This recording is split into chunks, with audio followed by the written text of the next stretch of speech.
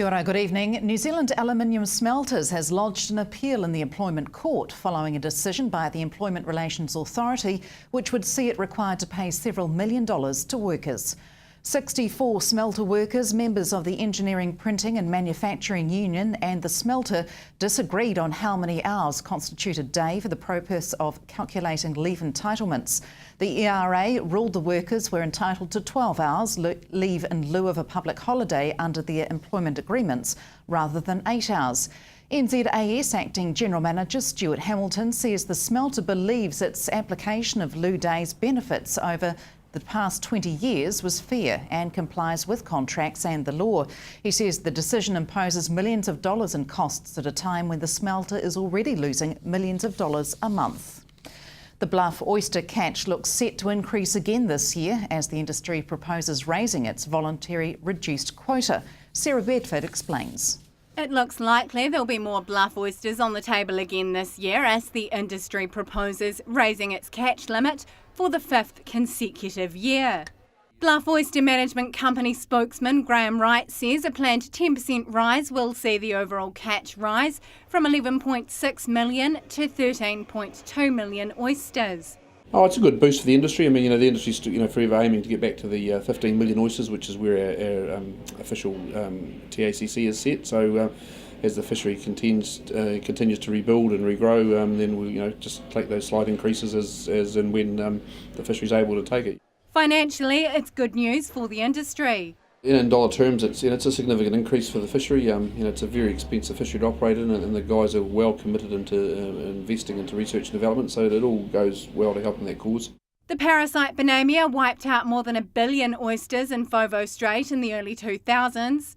This has seen the industry voluntarily lower the government-sanctioned limit of 14.9 million. Mr. Wright says monitoring shows the bluff oyster beds appear to be in good shape. The oysters are great. This year's been fantastic. The weather's been really good, which has helped, and the oysters themselves have been in magnificent condition, as good as we've seen for a long time. If that continues, then it's good for everybody. With rises in the overall catch for the past 5 seasons, he says there's a more positive feeling in the industry. Part of the process has been a lot of investment into understanding how the fishery operates, and there's a lot of confidence, from the science people and the MPI ministry of just how the fishery's operating, and so it's all looking pretty good at the moment. He says the industry opts to take a cautious approach to protect the resource. I think everyone has that, that we've got that bent for sustainability, and it's we want the fishery to be there forever, and the idea is just trying to learn how the fishery operates as we go, and we just have to respond. We may have a situation where Bonamia comes back and we'll have to respond the other way again, but it's just all about keeping things right for the future. However, there is still concern around Bonamia, and it's carefully monitored in the fishery. The reality is Bonamia is still there. We've been monitoring it now considerably for the last 10 or 12 years, consistently every year, and it's the reality is it's probably always been there, and it's just we're getting clever at detecting it, and the industry's invested heavily in conjunction with NIWA to some new technology trying to help us detect it a lot quicker and more accurately. But the reality is it's still there, and it's a huge part. I mean, Bonamia drives the fishery. That's what we take commercially is small in comparison to what is the mortality from Bonamia is annually. He says it's hoped the catch will continue to grow in the future. The bluff oyster season is open until the end of August or until the quota is filled. Sarah Bedford, South Today News.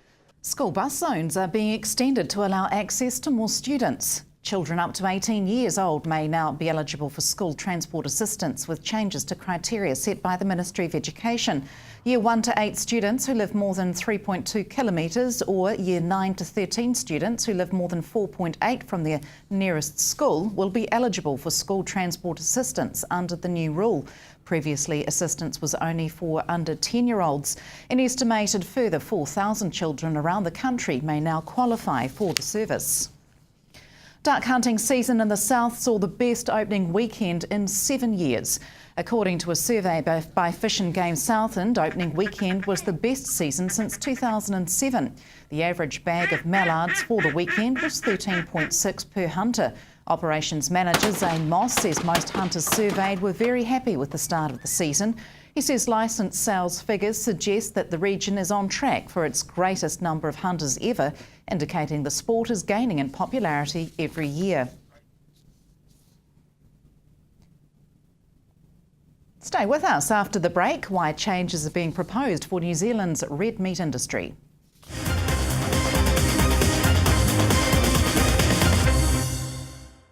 Welcome back. Changes to New Zealand's red meat industry have been proposed in a bid to increase profitability and could result in consolidation between meat companies and farmers. The red meat industry generates nearly $8 billion a year in export earnings, but farmers are calling for transparency from meat processors due to the unpredictability of prices. Ideas to reform the industry have been put forward in the past, but Meat Industry Excellence Chair Richard Young says the current climate may prove to be the catalyst for change. He says he's received unanimous support from farmers at meetings up and down the country seeking a mandate for change. Potentially we could have a train wreck next year, prices will be up, foreign ownership is a potential for that, potential for companies to fall over. So we've got to make sure that farmers commit to one company and avoid the train wreck of next season. Does this mean some of the smaller companies may fall off, or? Oh, no, it's hard to say. We're not privy to companies' balance sheets, so which companies are at risk, anyone knows. So these companies that processing in particular, are they seem to be happy with the collective approach? Oh yeah, we've got full support from the co-ops in particular, and all companies have opened the door for us to speak with them. Which is the next step in a week or a fortnight or so. What do you see as an ideal solution for this?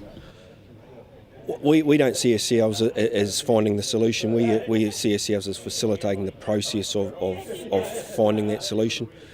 Promoting that process, we're looking at establishing a tight five, we call it, and a group of individuals with the skill set to break our industry to bits, look from the outside in and develop those models for us. We don't feel we're skilled enough to find all the solutions. So who will take ultimate responsibility for that then? It'll be run by an independent chairman, yeah, but they will work under our national exec. Yeah. And where does government fit into this? Government have indicated to us that industry are working on a plan, and they'll support that plan. They've indicated also to us that if we come up with something that's better, that they will help in some way with any legislative change that may be needed. They haven't given us any assurances. Residential property values have risen more than 7% nationally over the past year, with the trend being described as positive. However, in Southland, it's still a mixed bag.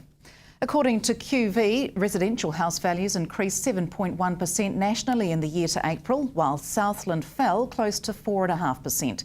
Invercargill rose close to 2% and Gore fell 0.3%. Nationally, values are 4% above the previous market peak of 2007, but this isn't the case in much of the south. In Southland, values are 11.6% below their 2007 peak. Invercargill is almost 7% below, while Gore is up almost 3% on that peak. Sign language has been New Zealand's third official language since 2006, and more than 24,000 people in New Zealand use sign to communicate.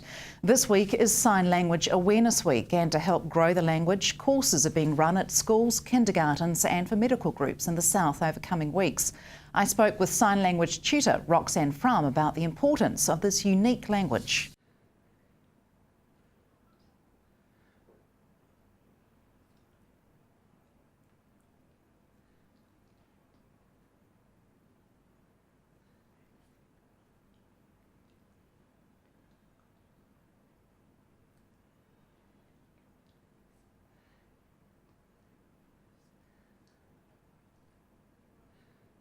What events are on this week in Southland for Sign Language Awareness Week?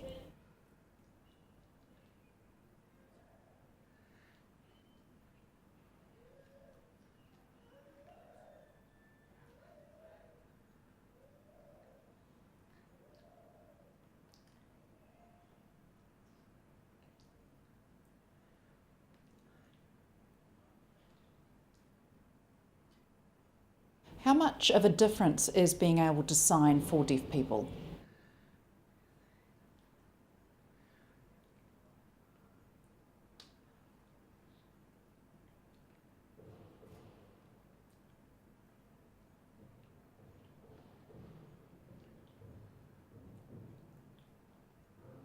What challenges do deaf people face around communication in Southland?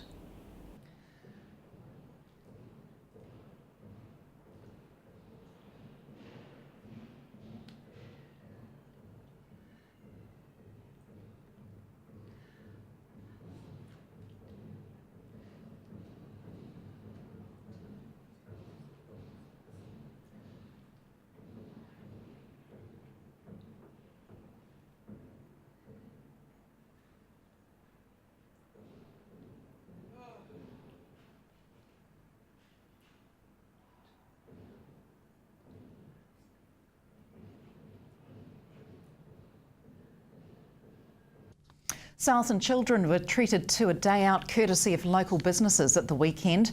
Around 200 people, including children and their families, attended the Southland Special Needs Children Bowling Party at Super Bowl Invercargill yesterday. The annual event sees local businesses cover the cost of a fun day out for children and their families. The day included bowling, entertainment and prizes. Autism Southland Service Support Coordinator Wendy Jenkins says the purpose is to give the children a fun day out doing something they may not otherwise get to experience. And that's it from news. Coming up in sport, Super 15 action from the weekend. That's after the weather next. Good night.